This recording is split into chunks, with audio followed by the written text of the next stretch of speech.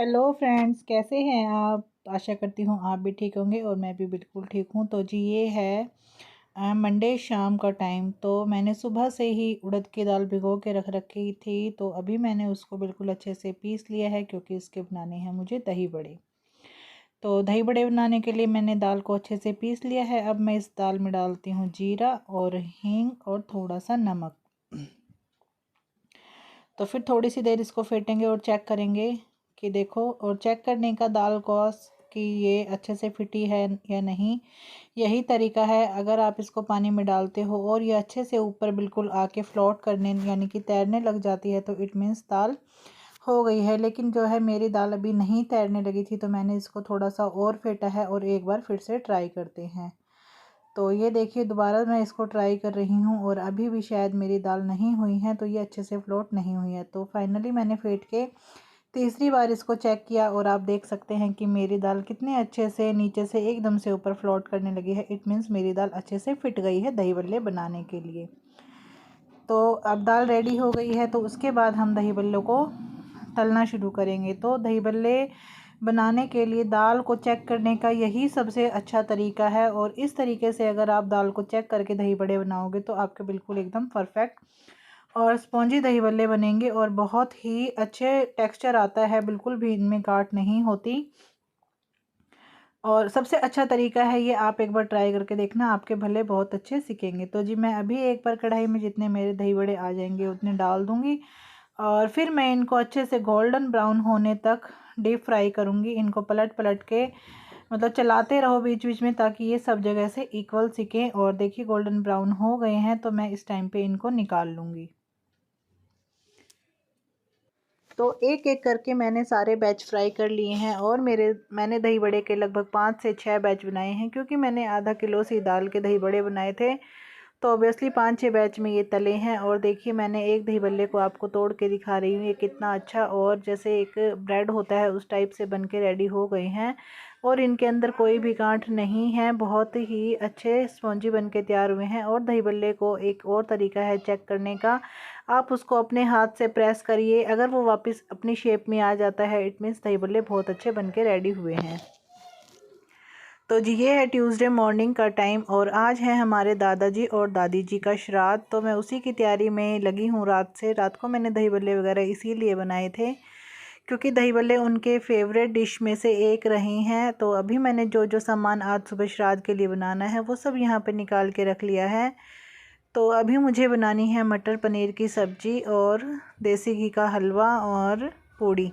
तो ये तीनों चीज़ मैं अभी बनाऊंगी। दही बड़े मैंने रात को बना ली थी, सोट भी मैंने रात को बना ली थी और हरी चटनी मैंने धनिया पुदीना पीस के रखा है, बाकी जो उसमें मिलाना है वो मैं अभी बनाऊंगी।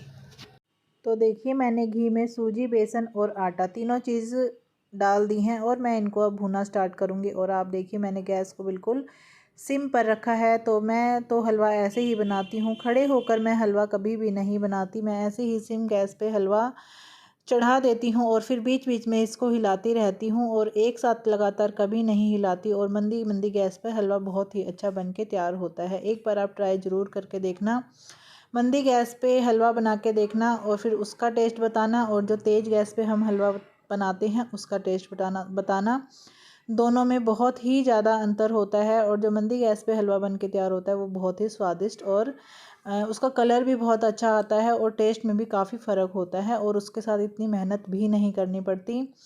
तो 2-3 फ़ायदे होते हैं मंदी गैस पे हलवा बनाने का। एक लगता नहीं है, एक लगातार मेहनत नहीं करनी पड़ती और मंदी गैस पे भुना हुआ हलवा जो होता है वो बहुत ही टेस्टी बन के तैयार होता है।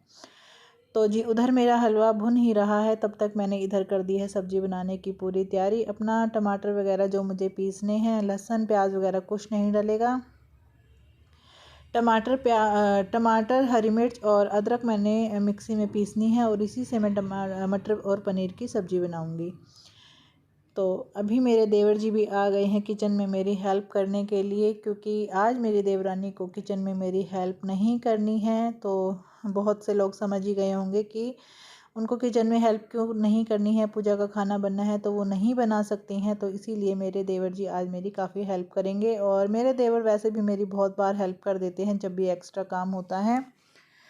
तो आज भी थोड़ा एक्स्ट्रा काम है, खाना भी थोड़ा एक्स्ट्रा बनना है, तो इसीलिए देवर जी आ गए हैं हेल्प करने के लिए।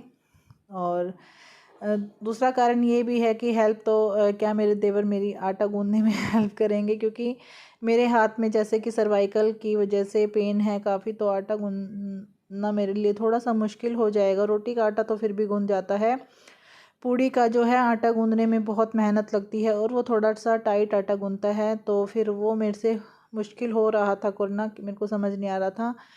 तो फिर कीर्ति के चाचा बोले कि भाभी ये सब काम मैं कर देता हूँ जो मेहनत का है, सिर्फ आप सब्जी और हलवा बना दो, तब तक मैं आटा गूंद के रेडी कर देता हूँ। मैंने बोला चलो ठीक है। तो वो गूंद रहे हैं अभी आटा और मैंने इधर सब्जी भी छोंक दी है, और हलवा तो मेरा लगातार बन ही रहा है, तो मैं बीच बीच में सिर्फ उसको एक बार हिला देती हूँ। और इधर मैंने सब्ज़ी बना दी है, और सब्ज़ी में मैं बहुत सारे मसाले भी नहीं डालूँगी, बस धनिया, नमक, मिर्च, हल्दी, इन्हीं चीज़ों से सब्ज़ी बनाऊँगी, और सब्ज़ी भी काफ़ी अच्छी टेस्टी बन के तैयार होती है। ऐसा नहीं है कि आप लहसुन प्याज डालो और बहुत सारे मसाले डालो तभी आपकी सब्ज़ी यम्मी और टेस्टी बनेगी। साधारण से मसालों से और बिना लहसुन प्याज के भी बहुत ही अच्छी सब्ज़ी बन के रेडी होती है। बस उसमें थोड़ा सा प्यार और थोड़ी सी अपने मन से बनाओगे तो कोई भी सब्ज़ी है बिना लहसुन प्याज और बहुत सारे बिना मसालों के भी सब्ज़ी बहुत अच्छे से बन के रेडी हो जाती है। तो जी तब तक मेरा मसाला भुन रहा है सब्ज़ी का, तब तक मैं काट लेती हूँ अपना पनीर। और दादाजी और दादी जी का एक साथ ही श्राद्ध होता है एकादशी के दिन, तो उनका श्राद्ध हम बड़ी श्रद्धा के साथ करते हैं। और मेरी कोशिश यही रहती है कि मैं पूरा साड़ी पहन के और सिर पे पल्लू करके ही खाना बनाऊं, लेकिन कई बार मेरे सर से हट भी जाता है, लेकिन जितना मेरी कोशिश होती है मेरा ध्यान में रहता है तो मैं सर पे पल्ला करके ही जो है श्राद्ध वगैरह का या अमावस्या का खाना बनाती हूँ। और नंगे पैर बनाना होता है, चप्पल वगैरह नहीं पहननी होती है, और पहले घर को अच्छे से साफ़ सफाई करके उसके बाद ही खाना बनाना चाहिए। तो इन छोटी छोटी बातों का मैं ध्यान रखने की कोशिश करती हूँ बहुत ज़्यादा, और अपनी तरफ से तो मैं कोशिश करती हूँ कि मैं अपना 100% दूँ, और फिर भी कोई भूल चूक होती है तो हम उनसे क्षमा याचना ज़रूर करते हैं कि हे पितृदेव या जो भी हमारे बड़े बुज़ुर्ग नहीं हैं अभी, वो हमारा स्वीकार करें। हमने बहुत ही मन से बनाया है, लेकिन हमसे कोई भी भूल चूक हुई हो तो प्लीज़ हमें क्षमा करना। तो हमें क्षमा याचना करनी बहुत ज़रूरी चाहिए, क्योंकि जाने अनजाने में हमसे बहुत सारी ऐसी गलतियां हो जाती हैं जो हम करना नहीं चाहते हैं, लेकिन फिर भी हमसे हो जाती हैं। तो जी इधर आटा भी गूंद के हो गया है रेडी, और मेरे किचन में आते ही ये आ गया है मेरा बेटा भी मुझसे मस्ती करने। और देखिए देवर जी ने पूरी मेहनत से आटा गूंद के कर दिया है बिल्कुल रेडी, और वो अभी मुझसे मांग रहे हैं कि इस पर कुछ तेल या घी दे दो जिससे मैं इस पर लगा दूँ और इस पर पपड़ी ना आए। तो जी ये देखिए मेरा हलवा अभी बन के हो गया है बिल्कुल रेडी। तो बताइएगा ज़रूर कि मेरे हलवे का कलर कैसा आया है और ये देखने में कैसा लग रहा है। ऑब्वियसली टेस्ट तो आप लोग नहीं कर पाओगे, लेकिन हमने टेस्ट किया था तो बहुत ही यम्मी था।